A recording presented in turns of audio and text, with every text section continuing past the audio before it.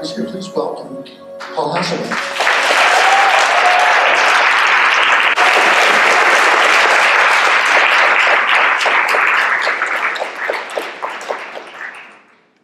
Wow.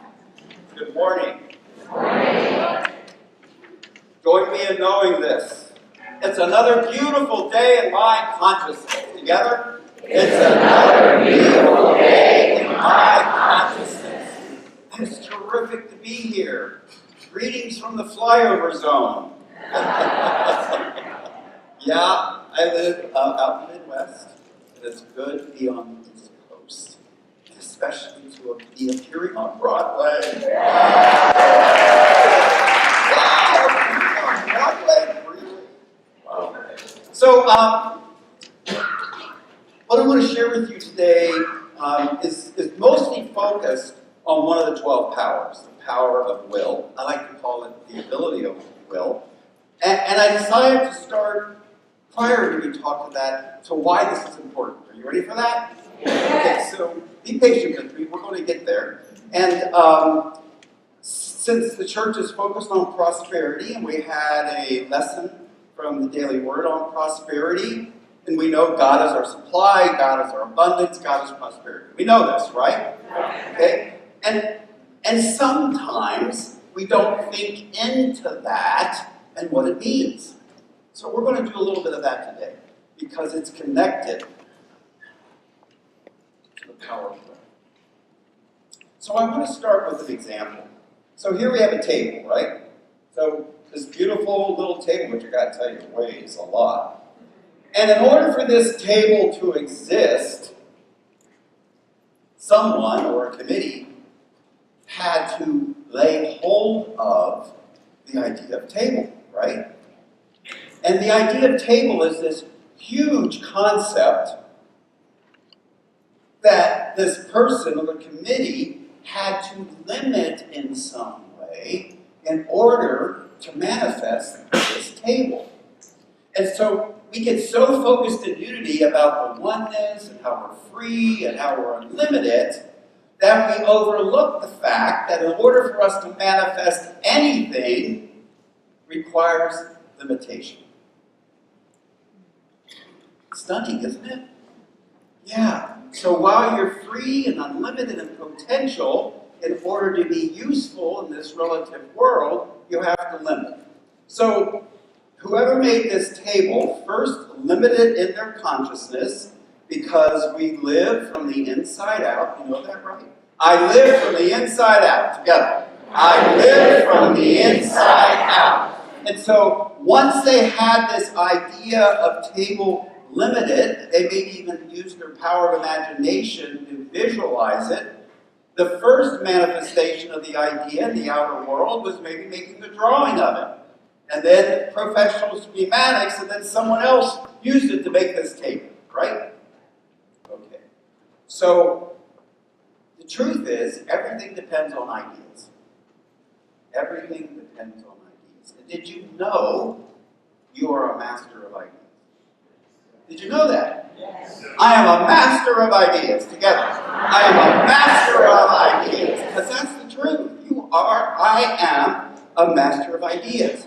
Now, if we think of the divine, we think of God as divine mind, divine idea, then it would be really important to know something about ideas, don't you think? Okay. So, questions. How many people can use the idea of table at the same time? This is interactive.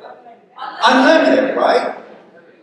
And how many tables can be created out of the idea of table? Isn't that cool? And no matter how many people use the idea, no matter if they use it at the same time, no matter how many ideas, how many times people use the idea to manifest a table, guess what? The idea of table remains unchanged. The idea of table remains unchanged. What changes is according to the person's consciousness and how they use the manifest. Now, How is that related to prosperity?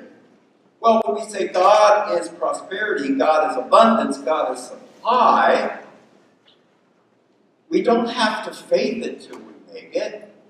It's not a statement of faith that I know God is abundance, because I know ideas demonstrate abundance. Don't they? Didn't we just say that? We have something in our consciousness that an unlimited number of people can use, an unlimited number of time to create an unlimited number of some things without changing. Wow.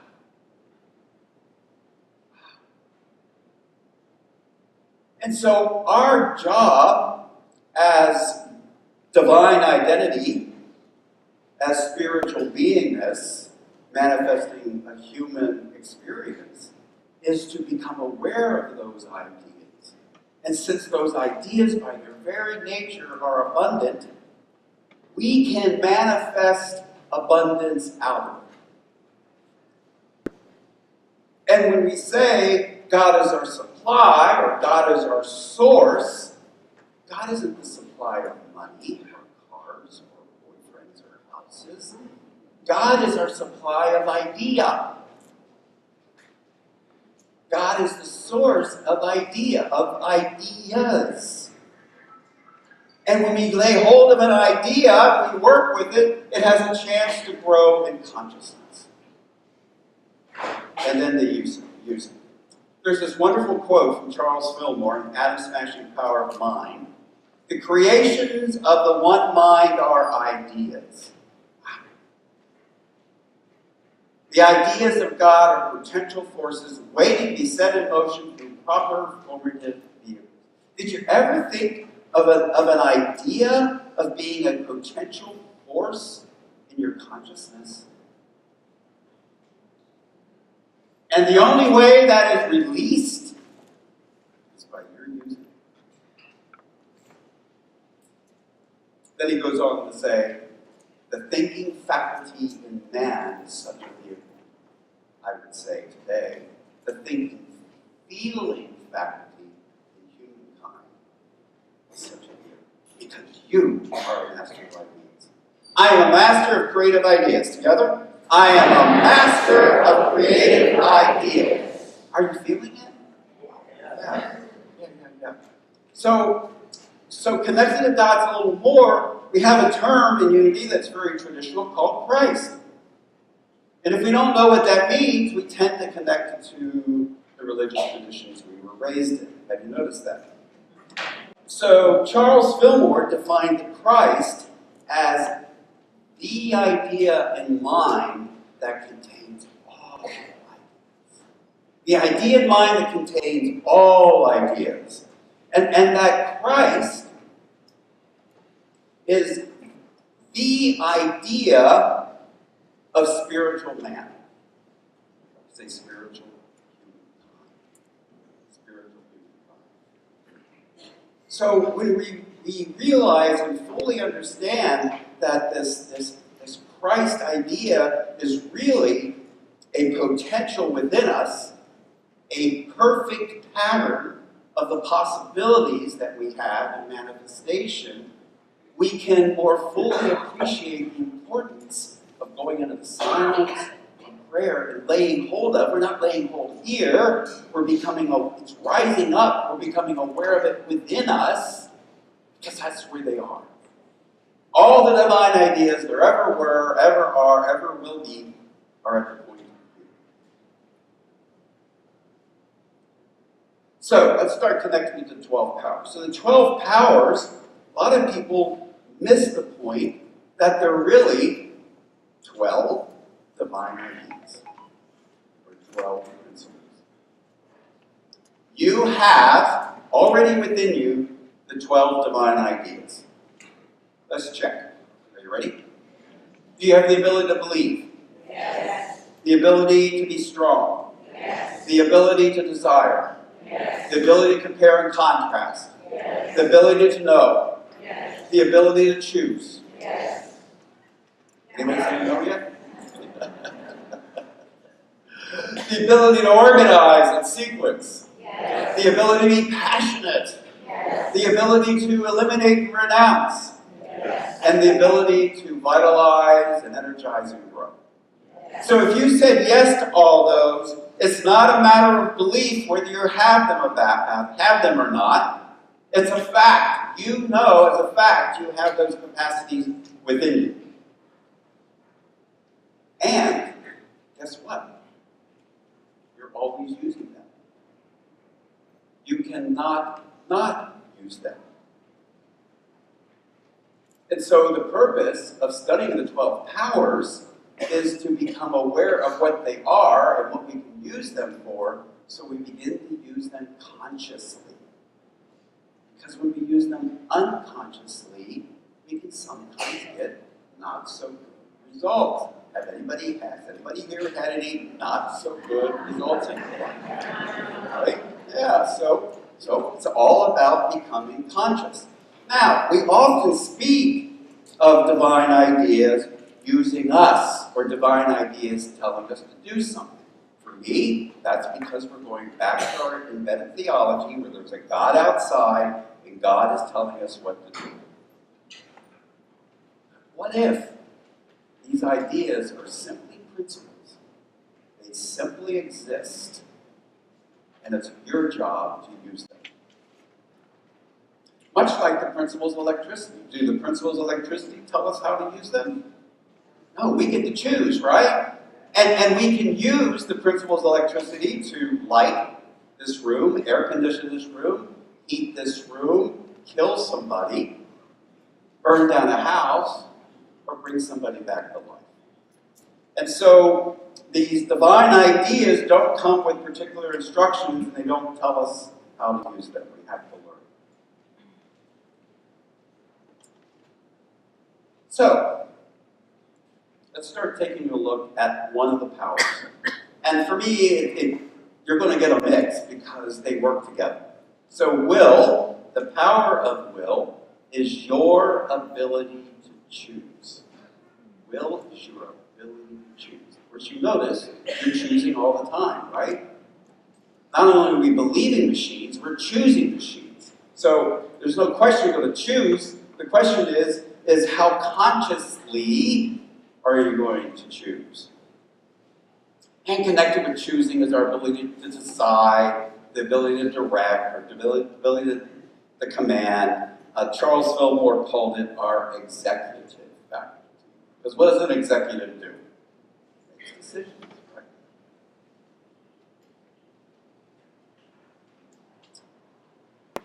I use will to choose to live for my divine identity. I use will to choose to live for my divine identity. Let's say that together. I use will to choose to live for my divine identity. Again, I choose will to choose to live for my divine identity. Now, this is one of those problematic powers because those first four letters of will makes up other words, like willingness. Willingness is not your ability to choose. So willingness comes under another power. Whoops. It's not willfulness. It's not being willful. And it's not willpower. Most of those come under another power, which you probably would have studied either January, February, or March, called the power of strength. Your ability to stay with, your ability to persevere. And guess what?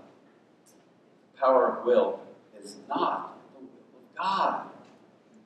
Whose will is it? It's yours. See, God doesn't have a will. We say God, apostrophe S, will, the possessive, as if God is this being or entity that has a will. No. God is mind. God is principle. So God doesn't have a will. God is the principle we call will. God is the principle of will. And like all the other powers, we get to choose how to use them. And so, often when we're doing these talks, I'll do it now, it's related to the power of silver. So what use is that? Well, when you meditate, you can focus on the power of silver and where it's located in the body, which Fillmore said was the front forebrain. And you can use that by focusing on it to do something that, it's a very old term, but I still like it, quicken it. Okay? We quicken, enliven, energize the power of will. Will, used without two other powers, becomes problematic. Our choosing runs amok. So it's important we work several of the powers together. Okay? The power of understanding is your capacity to know. And when you're making choices, don't you know things? Yes? And your power of wisdom is your ability to compare and contrast what you know. And so, when we're in the process of getting ready to use our power to choose, we want to be as from a highest state of consciousness as possible, comparing and contrasting what we know so we make a good choice for ourselves. And I always say a good choice for ourselves and others. When we don't remember our divine identity, when we're focused on sense consciousness is really when we think we're living from the outside in, and we're basing our knowing on the information coming in, streaming in from our five senses. Okay? And when we rely on that to make our choices, sometimes we get in trouble. We're really using the powers from an outside in, from a low-level personality sense consciousness. Got it? So it's very important for us as Unity Truth students to be investing time in meditation so we're aligning ourselves with our divine identity, for our divine nature, with those powers, those divine ideas and the laws, so that we manifest from the highest consciousness possible. And so when we are aligned with our true identity, our spiritual identity, then our use of understanding to know and wisdom to compare and contrast what we know, and then will can make the best choice. So we could say we use will to make the best choice. That's what I call the will my chooser. It's my chooser. And so once we make a choice, that's what we want, right? Now, in that little book that Charles Fillmore wrote called Prosperity, he said, if you're doing all the things you know to do based on spiritual law and principles to manifest your good and you're failing, he said, check your love faculty. And I went, I wonder what he means by that. Turns out that the power of love, not the feeling, the power of love is your ability to desire. So when we figure out what we want to put our desire, our love behind it. Because that's where it's going to energize the probability of manifestation. Desire is your ability to love. Now think about that. When you met your beloved across the crowded room, did you love them first, or did you desire to know them? And then you desired to know them some more, and then you started thinking and feeling about them more. You're activating a very important law, the law of mind action. Thoughts, feelings held in mind produce more thoughts and feelings of the same kind. Have you noticed that? You start a train going down the track, thinking of that person, and eventually, from investing time with them and desiring them, we use the power of desire to manifest the experience of love. Well, the same process happens when we put our desire behind something that we've chosen using the power of will.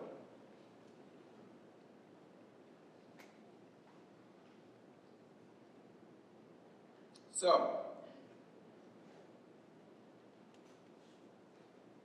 God is the principle of will, but God does not have a will for you. God is not making, the divine is not making choices for you. And if you think about it, if there was such a God that made choices for you, that would be God saying, I don't trust that you're divine.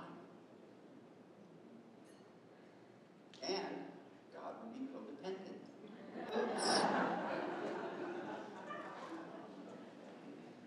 Oops.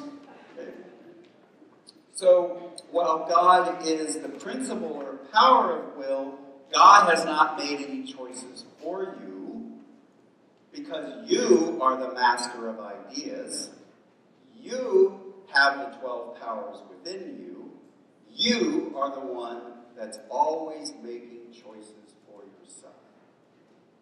I am a master of creative ideas. Together? I am a master of creative ideas. Yeah. So now let's put your dominion behind it, your power of power. Dominion is your personal authority. Did you know that? You have personal 100% authority over your consciousness. So let's now say it with authority together. Let me hear you.